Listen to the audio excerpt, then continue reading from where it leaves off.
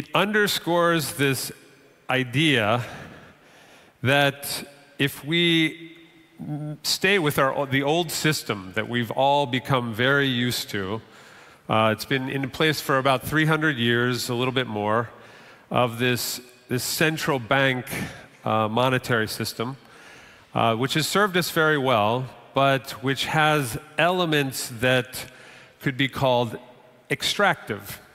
There's a great book, Why Nations Fail, that was very influential on me, and it puts forth a thesis that nations fail today because their extractive economic institutions do not create the incentives needed for people to save, invest, and innovate. Extractive political institutions support these economic institutions by cementing the power of those who benefit from the extraction. Now, that's a way of saying that that the way life has evolved in the last 300 years is we've created these centralized institutions, and they've been very effective, and it's led to a very modern society. But in the process, we've created institutions that tend to consolidate power, and they basically extract the power for the benefit of those that are in power, of a ruling elite. This is a model that, again, served us well, but we're in a paradigm shift right now. This is the very beginning of it, and it's a paradigm shift that is distributing power, and that's a good thing if it's done in the right way, because distributing that power is something that's much more stable, and this is talked about. There's a lot of great history that is in this book that talks about how that dynamic is working, where concentrated power ends up becoming less stable because it is so concentrated, and distributed power, which is, I think, what is exactly what the blockchain is about. It's about transparency and distribution of power beyond just a ruling elite, beyond just a few people making all the benefits and extracting all the benefits from a society. And so I believe that this is a pathway, and we now are in a situation where we can create systems that serve not just a ruling group that's in power, but that can be benefiting all the participants in a system. And there's a great example of this that occurred in Switzerland, and it's been very influential on me. And so everybody in here knows that Bitcoin, or at least a lot of you know that Bitcoin was created in 2009. And right around 2009, 2010, I was deeply involved in looking at complementary currencies. So these are currencies that sit side by side with the central monetary. So cryptocurrencies are complementary to our other currencies. And as I was learning about those, an example came into my experience of the Wir franc. It's called W-I-R franc, Wir franc. It happened in Switzerland. And this was an idea it was right at the beginning of the 1930s. The Depression was going on. Banks started to become very tight with credit. And so some business people in Switzerland, not having access to bank credit, but yet having inventory and different elements to doing business with one another, they decided to create a trading circle, bond themselves in with their real estate, with a lien on their real estate, to keep them true to the trading circle, and basically begin trading on credit that they've extended to themselves. So they took the bank out of the equation and they started trading amongst themselves, keeping track of it in a fairly rudimentary way, but keeping track of it and keeping each other honest through this lien on their real estate. And a lot of people believe, a lot of economists believe, that that is part of the Swiss success story, that coming out of a very tight credit time of the Depression, this Swiss system of mutual credit, it's called, really thrived. But it has never, and it's happened in a number of different geographical locations around the world, but it has never happened on a global basis. And to me, that became really compelling, because I asked why. I was asking why has this not been done?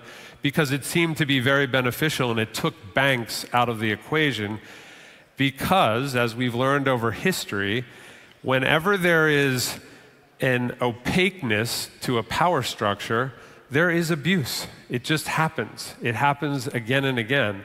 And one of the great elements of the blockchain and blockchain technology is transparency.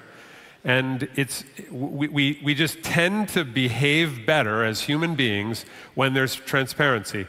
And you can see that with the internet, right? When people misbehave generally when they're anonymous, and it gets all this trolling behavior, it's not our best selves that are at work.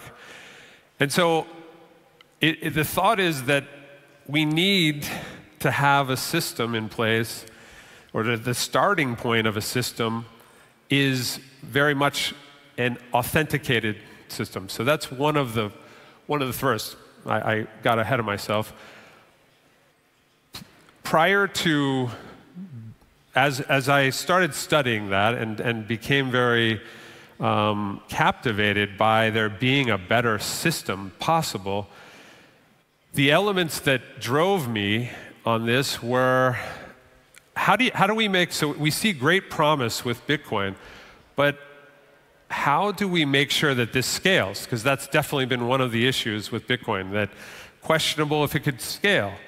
There's a lot of governments and businesses that maybe aren't using it, because isn't that used for the Silk Road and for trading of things among anonymous people? So that was influential. Overall stability. How do we create a stable, something that's very solid? And ultimately, sustainable. How do we use this blockchain technology to create something that's going to be equally sustainable as the system that's been in place for 300 years? So we're moving into technology-based money systems, and those are going to be in place for hundreds of years. So just where Bank of England, I think, was formed in 1694, it was the first central bank, and it's lasted till now, and it's now on its way out. The whole central bank system is in trouble right now.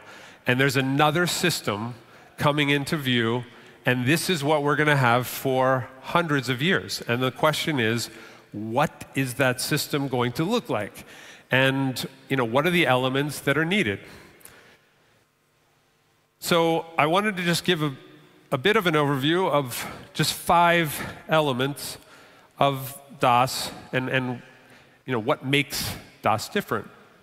So as I started to talk about, one of the first things that we start with is an authenticated network. Open systems that are really what have begun the blockchain revolution are wonderful, but they are also prone to having anonymous actors within them. And that's a good thing for certain use cases.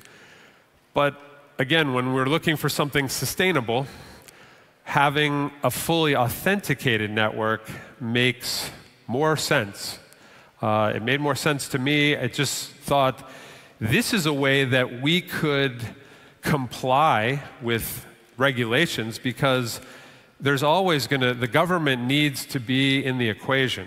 You can't try to go around the government.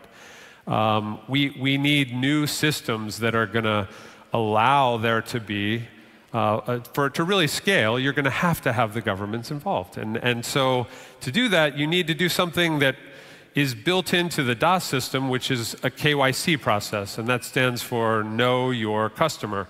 It's a banking standard, and it's built into our system. We use that to, this way we know who's trading on this. It's a deterrent for people that are doing things that aren't good, like financing terrorism or laundering money. It's not good for them to be on an authentic network. There's plenty of anonymous networks that are available to them. And again, we feel that to scale, we've got to comply with all the regulations that are now starting to come. And so we like the model for that reason. We feature a different kind of blockchain. It's the same principle it's the same protocol, but it's organized in a different way. Instead of it being fully open, or on one extreme, or fully centralized on another extreme, our blockchain is a consortium blockchain, and so that means that there's a number of companies that share the master nodes, that basically these master nodes are licensed, and these different companies have an interest in running them in a way that is going to create value for the whole system. So similar to that Veer-Frank mutual credit system, there is a vested interest in them operating together in a way it's transparent, it's blockchain protocol, and information can be shared on this blockchain exactly like an open system. So fully public information can be shared, and yet you can also have a situation where privacy can also be honored. So you have privacy without anonymity. So you know who's operating on this network, but you can still be private with the who is operating, but all the other information about a transaction that's on our blockchain is very transparent. So what it really ultimately does is provide a more efficient way of running a blockchain, yet still preserving the ideals of the blockchain, of this mutual distributed ledger. And there's a guy that many will know if there was great familiarity, very impressive, by the way, on the early part of this day with the knowledge of this group. So a lot of you may know the name Vitalik Buterin. And he is a well-known creator or founder of Ethereum. And he is one who has spoken on this idea that there's one way, one true way to be blockchaining is completely wrong-headed. And this is something that you'll see in the community, within the crypto community. They want, I just feel it's a limiting thing when you have a whole new technology, and this technology is really turning on the world. The world is wanting to explore blockchain, and yet there's a lot of people that think there's really only one true way to do a blockchain. And I say that it's a limiting thought, because we have to explore the potential for having more efficient forms of blockchain that are operating in ways that are equally preserving the ideals. There's trade-offs in all the models. Like there's no one way of blockchaining that is perfect and then one that's not perfect. There all are trade-offs, like everything in life.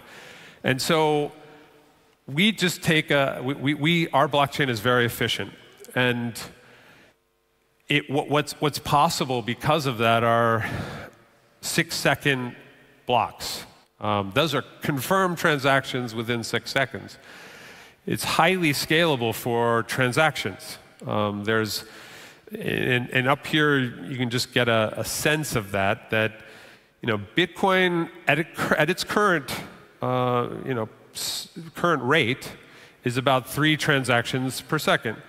Ethereum about 20 transactions per second. PayPal 115.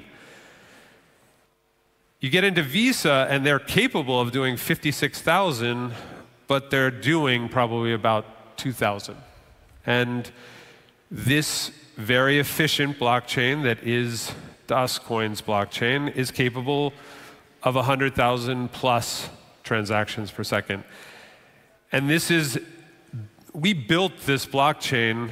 We have a development team that now has 30 people in Belgrade, Serbia, that built off of a code base that one of the top minds in the industry created, and that code base was the code that BitShares and Steem and EOS sits on. The creator was Daniel Larimer, and we used that and built further on it. But that base is known to be very, very fast and could really go. Depending on what the equipment is on there, you can go well beyond these levels. So we like that as a backdrop for our system, and so it's very important that we have a very efficient blockchain, and we can do other things with those efficiencies that I'll get into. Now, it's not just a blockchain, and that's what I think, in my estimation, a lot of the, particularly when you hear about some of these ICOs, there's a lot of efforts that are going into just single-minded ideas that really don't have anything else going with them. And so our idea was to create an entire ecosystem of digital value and have all these elements, like the digital wallet, integrated into this system. And we believe there's a lot of value that can be created by that integration. And so we're very much about an ecosystem. And we do believe that others in the space aren't fully seeing the possibilities of value creation that are there for ecosystems. Now, we also have and feel it's very important to have a decentralized wallet. And it's not the purest of pure decentralized, meaning that it's downloaded onto a computer. Right now, it's part of a system, but the access to this system and the movement of assets within our system, our digital wallet system, is completely dependent on having a device. It's a USB type device. I have one here. Looks like a USB. It has a screen on it, and we call this a validator. And it's a required element on many. There's other cryptocurrencies that can use that kind of a hardware device, and that's a nice-to-have element. We thought it made sense to protect all of our currency users, and so we require that you have this device. And it's only with that device that you're able to move, or you can access and see, it's kind of in a read-only format, your wallet without this device. But you cannot move or trade, sell, buy without this device. And so it's a really important factor. And rather than, within a lot of the cryptocurrency community, it's a do-it-yourself situation. You got to be an expert to find out how to use one of these hardware devices, and then you have to go through all the steps to try to get your existing wallet integrated into this. We want to take you by the hand and bring you to this place where you have complete control over your digital assets. And that's not an easy thing to do, because a lot of people don't even want the responsibility of what happens in this decentralized age. But we think that it's really worthwhile that everybody gets decentralized access, and that you learn how to operate this kind of thing. It's done on 24 seed words. Those words we don't have. Those words you create essentially on the device, and you have them. And if you were to lose the device that I showed you, you could take any other device like it and program your words in and get access. That holds your private key. And so in the age of cryptocurrency, everything's dependent on this private key. And this device is the simplest way that we are aware of to manage your private key. And so we add that element of service. And so we're a really big believer in not that this isn't just technology, it's technology and people working together. I see a lot that Satoshi Nakamoto, who created Bitcoin, that person or persons, was interested in creating a trustless system. It was on the aftermath of the 2008 crisis, and he was like, we keep trusting these central systems. Can we design a system that requires no trust? And I believe that if we were robots, that would be an excellent solution, but we're not. And we've relied on trust, and trust is really important. And so I do think if you can take the people out of the equation, you don't need trust. But if anything is ever working with people, that you're going to have some way of trust. And I think that technology can enhance the trust. And that's what blockchain technology is about. But we are adding a level of personal involvement. I think of it as full service, and I think of it related to our ecosystem. So we provide a full service element to the ecosystem that when we get into running blockchains for businesses or governments, they will need assistance.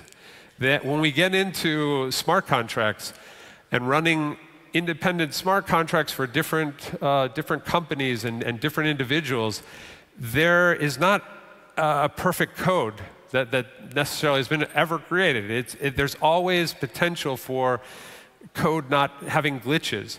So we want to have a mediated type of smart contract in a very positive way. It's not at all centralized. It's just the option of a mediation, arbitration to smart contracts. It's a very normal thing in the realm of regular contracts, and really what smart contracts are is just the technology taking over for much of what lawyers do today. And it's an efficiency. There's tremendous efficiencies that are available through this technology applied to the realm of contracts.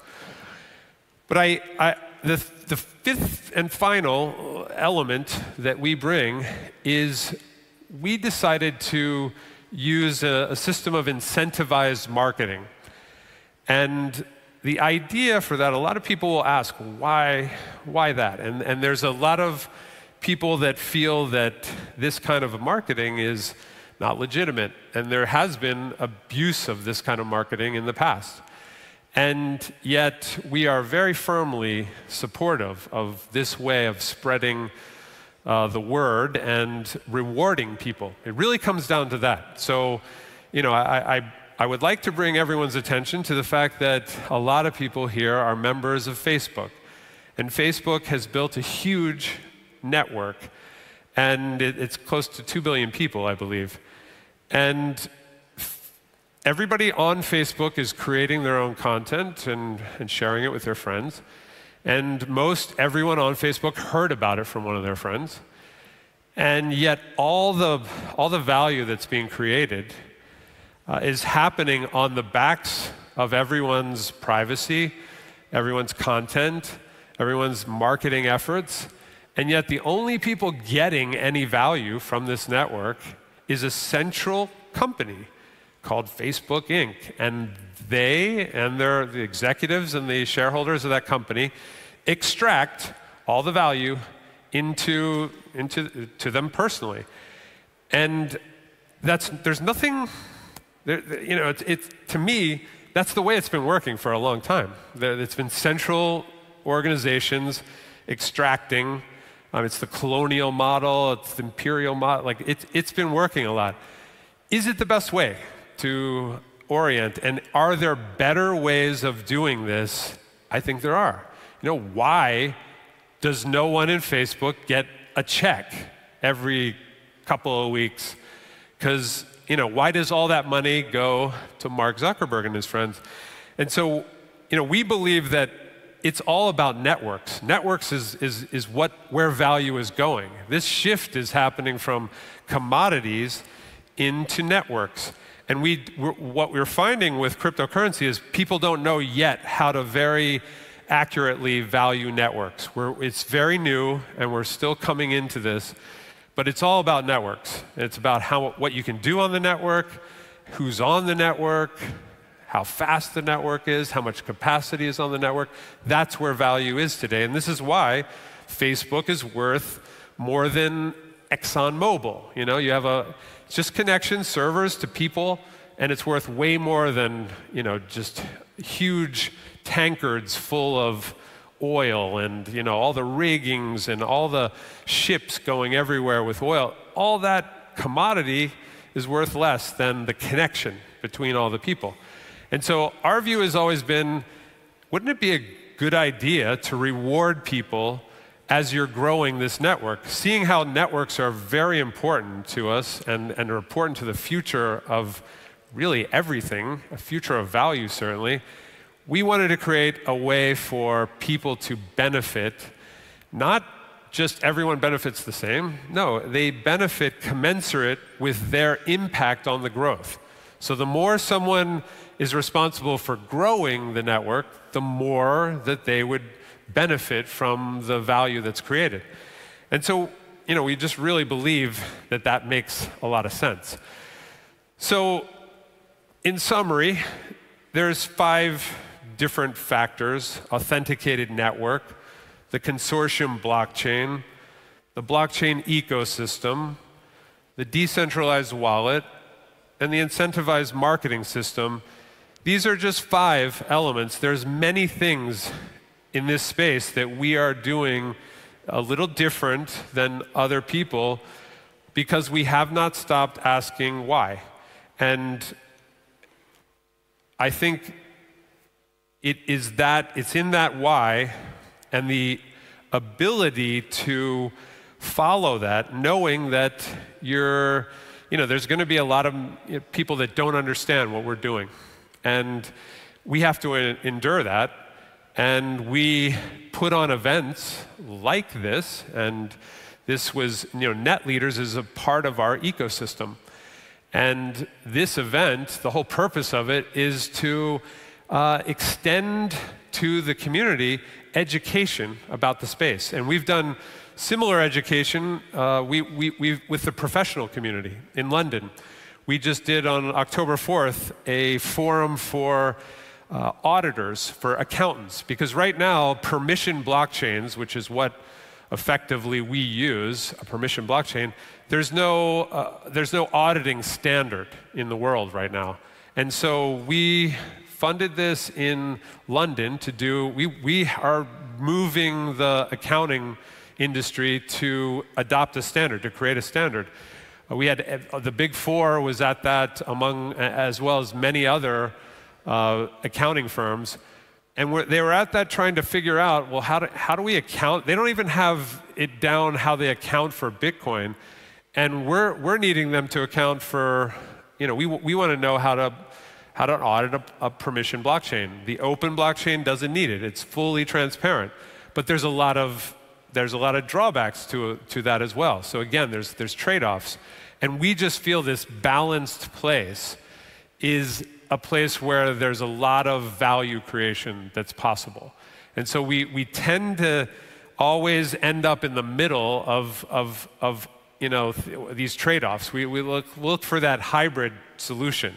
So that runs through a lot of what we do. Now, just to give a brief sense of where it is that we're going, in our particular case, we've had 2 major milestones that we have delivered on that are just very significant to us. One was the launch of our DasCoin blockchain. That happened in March 31st of this year. And then just fairly recently, on September 30th, we launched a blockchain-based exchange that is running 24 hours a day, 7 days a week. That is not, there's no central control over it. But the only difference is it's not public in that only people with these validators who are licensed in our authenticated network, they need to use this to trade on that particular blockchain-based exchange. Now, we ultimately, this is all a stage. It's like taking a company public. You start off with some seed investors, then you build up to, a little bit wider of a circle, and then you ultimately go public.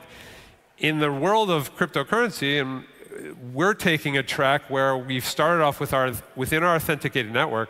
Now we're going to be adding public exchanges to our authenticated network. So essentially, they're going to be the ones that are KYC'd. We know that exchange. They have relationships with their people that they've had to KYC.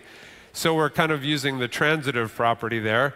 And we're going to start to add that public exchange element to our ecosystem, starting by our goal, and we've hit the 3 or the 2 right on time, is March 31st of next year. We want to have our coin trading on a public exchange, the first public exchange, and then we want to add many more public exchanges onto, as part of this wider trading circle. We also expect to have, we have a very unique way of creating utility and liquidity in our ecosystem that we've called DasPay. And it's a very exciting way where automatically using a credit card, essentially, or it's a MasterCard or Visa, you're using the rails of MasterCard and Visa, but instead of you transacting in a fiat currency for that, you are basically going to be selling your DAS coins in order to facilitate that transaction. And it happens nearly instantaneously.